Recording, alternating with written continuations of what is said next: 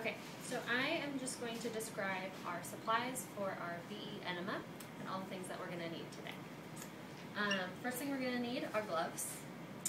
We're also going to need lots of towels. It can get a little messy. We hope it doesn't. We also need our barium bag. This is a bag filled with barium. You add water to it, and connected to that we have our retention tip. It's a double lumen tube with a little bit of a balloon on the end, which is inflated with the balloon inflator. It's also connected, as you can see.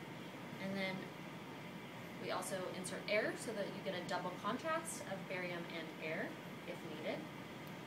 We have tape in case you need to secure anything down, and of course a little bit of lubricating jelly to make the process a little easier. We also have these little clamps that clamp on here and stop the barium flow whenever needed. So those are all the supplies. Next I'm going to talk about the patient prep. Before the patient comes in to get this procedure done, they have some dietary restrictions. Usually it's about 2 to 3 days of no solid food, usually a liquid-only diet, including laxatives before, sometimes a suppository, and then also sometimes they do a cleansing enema to just really make sure that there's nothing in there, because if there is, it can sometimes look like it's a small tumor or mass. After we set up and make sure that the patient has already done all their patient prep, we go and get the patient. Alright, now that we've set up the room and described what the patient prep is, I'm going to go get my patient and we'll get started. Got the order form here.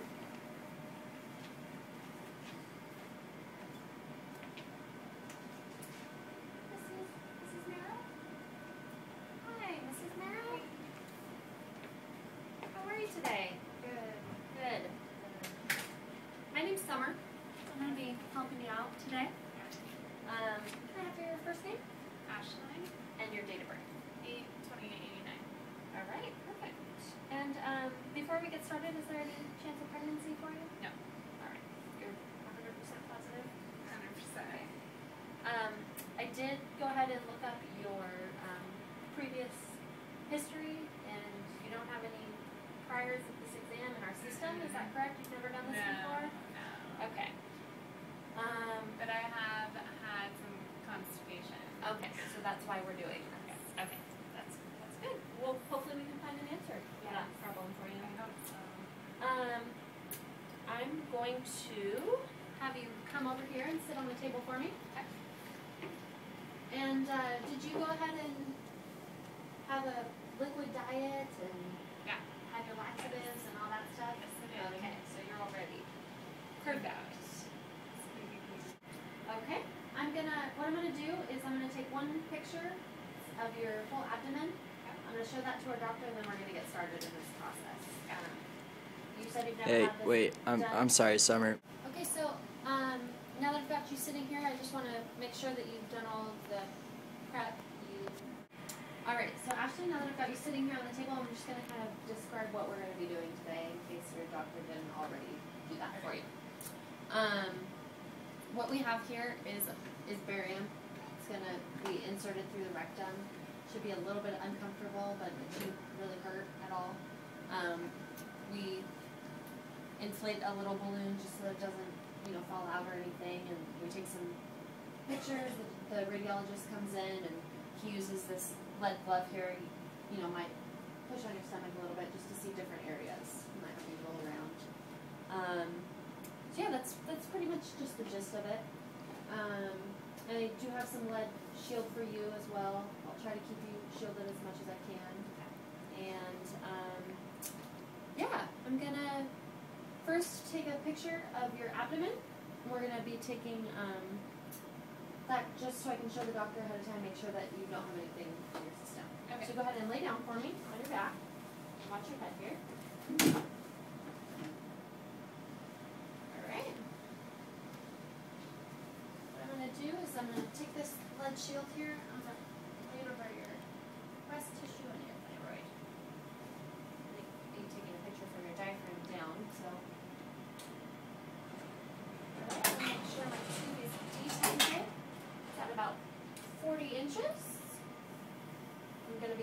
14 by 17, which I've already placed in here. I'm going to just make sure that I'm lined up. Alright. And then remove the table.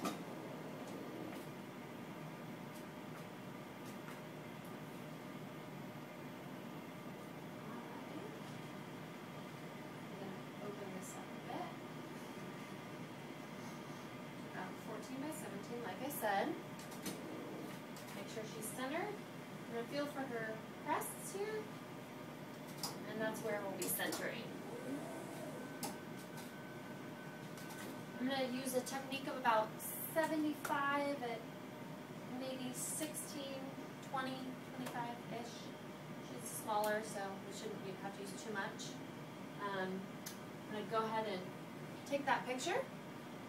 All right. And now that we're done with that, we're gonna move on. So I'm gonna take this off of you here while I go get the doctor. I'm gonna get the doctor, and he's going to. I'm gonna put you into a different position. He's gonna put his gloves on and insert the catheter for you. Okay, Ashley, if you can, I'm going to have you roll over onto your side for me, just like you're taking a little nap. Perfect, just like that. This is what we call the Sims position. This is what we're going to use for insertion.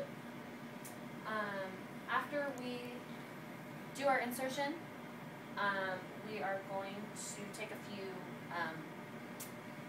we're going to get the doctor, he's going to come in and do the fluoro and deal with all that, and then after that we're going to take some overhead pictures. Alright, go. Okay, so we finished our procedure. The radiologist has ordered our 8 overview shots, and we're going to start doing those now. So the first one is a PA position.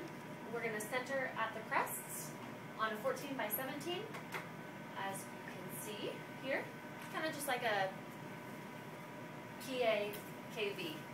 I'm going to shield the patient as much as I can, as always. And I'm going to go ahead and take this picture since she's full of barium now. We're going to do a technique of about 90 at 16. We're all lined up. And I would go ahead and take that picture now. Next, after that, we're going to do a PA axial. It's going to be potted at about 30 to 40 degrees. I'm going to go ahead and put that on here, just like so. Move it back. And make sure that I'm all lined up, just like before.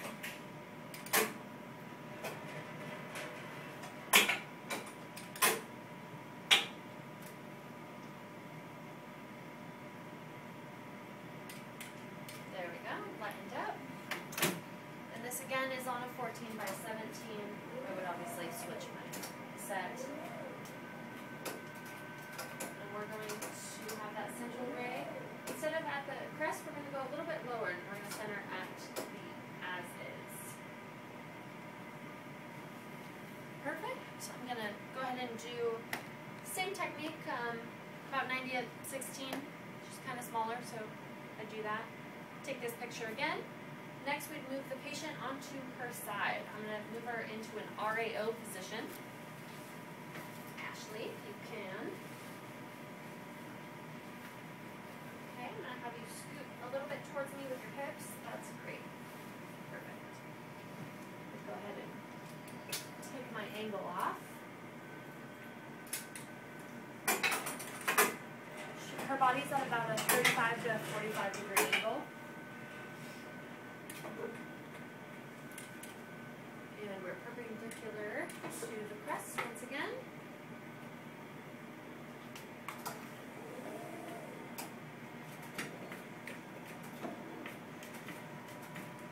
And we're going to be about 1.5 inches lateral to the midline.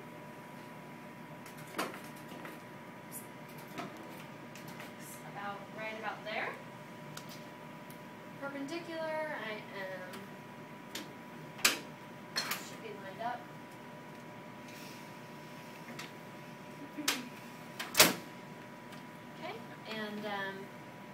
go ahead and take that picture. I'm going to use that same technique, about 90 at 16. Sometimes you can go up to about 20 if you'd like. Next, I'm going to move her into the LAO. So actually, we're going to do the same thing, just on the other side.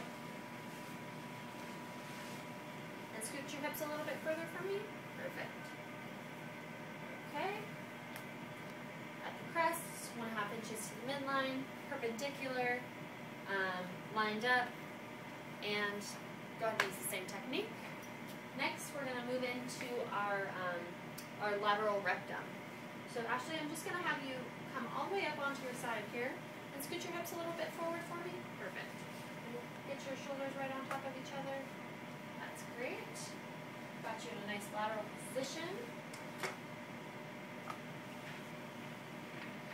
And for this, I'm going to get the as-is here.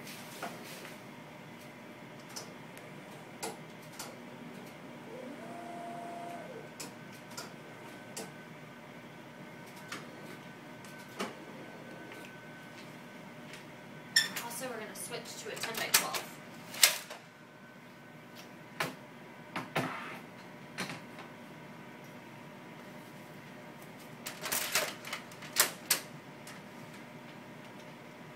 We're all lined up, 10 by 12, centered at the as-is.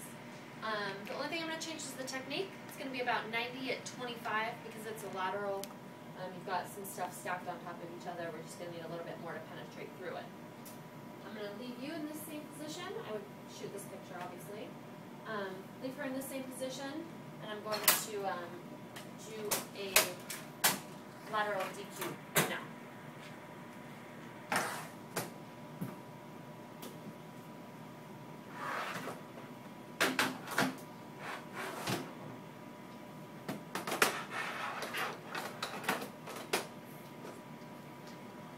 Okay, so I've got my grid now.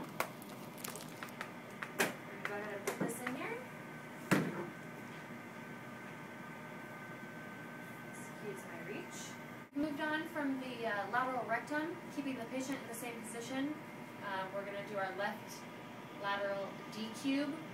This is a shot cross table. You always use a grid. Centering at the crest on a 14 by 17. About the patient's midline. So for this, I'm going to go ahead and use a technique of about 90 at 16. Go ahead and take this picture, and we will move on to our next position. Okay, Ashley, what I'm going to have you do is roll onto your back for me, and then roll onto your other side. Same thing on this. We're going to center at the crest here, 14 by 17, use a grid, and about 90 at 16. After these, I'm going to have you sit up for me, Ashley. We're going to assume I took that exposure. Alright, I'm going to have you sit there for just a minute while I get all set up.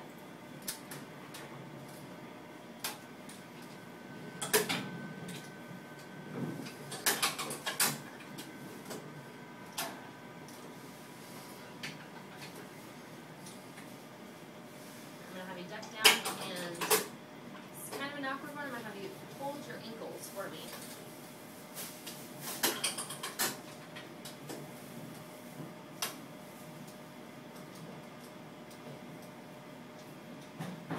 So for this, I'm going to be centering at about the greater trochanter, going through the lumbosacral region. Because we're going through a little bit more of mass, we're going to, or substance, we're going to use a higher technique. We're thinking about 90 at 30, and this is what we call the Chasseur-Lapine. This is on a 14 by 17, and this is post-evac. So this is done after the patient has emptied that barium out of their system. Okay, Ashley, stay right where you're at while I move this tube.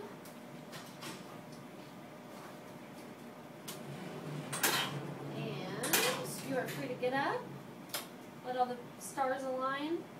You are done for the day. Thank you. Just drink lots of water and let all that stuff clear itself out, okay? We're now going to take a look at our pictures and make sure that we can visualize all the structures we need to see. First one here is our PA, large intestine. It's got proper collimation. We didn't cut anything out, so that's good. And it is showing the entire colon, including the flexures and the rectum. Also, the vertebral column is centered so that the ascending and descending portions of the colon are included. For this next one here, it's our PA axial projection. Again, we have proper collimation. For this one, you center at the rectosigmoid.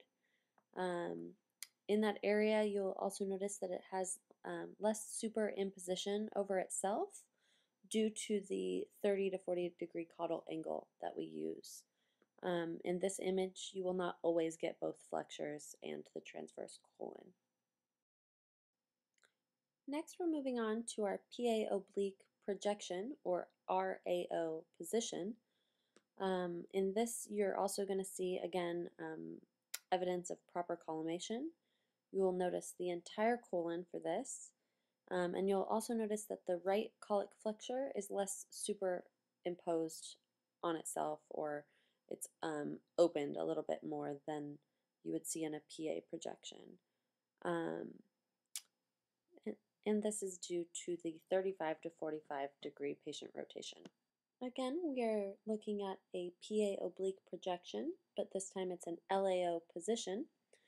You'll see on this picture proper collimation, again the entire colon, but this time you'll see that the left colic flexure has less superimposition and is opened compared to that PA projection.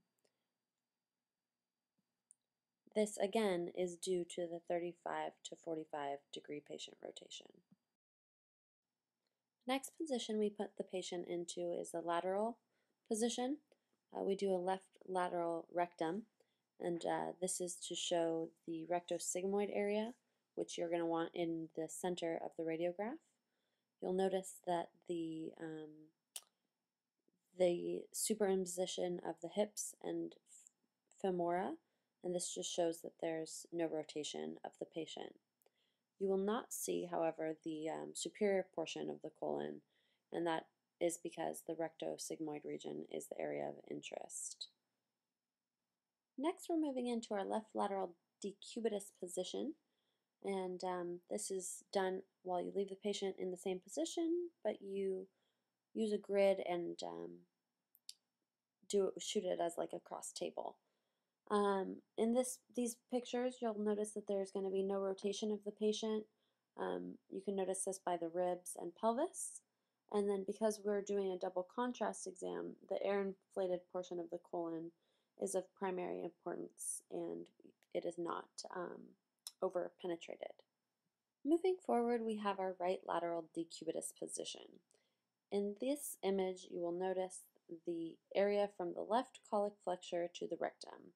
You'll notice no rotation by the ribs, and because it's a double contrast, the air-inflated portion of the colon is of primary importance and should be not over-penetrated. Lastly, we've made it to our Chasard-Lapine method, axial projection. This is where the rectosigmoid area is of interest. It should be centered to the radiograph. It should not be obscured by the superior part of the colon, and minimal superimposition of the rectosigmoid area. Penetration of the lumbosacral region and the barium is required.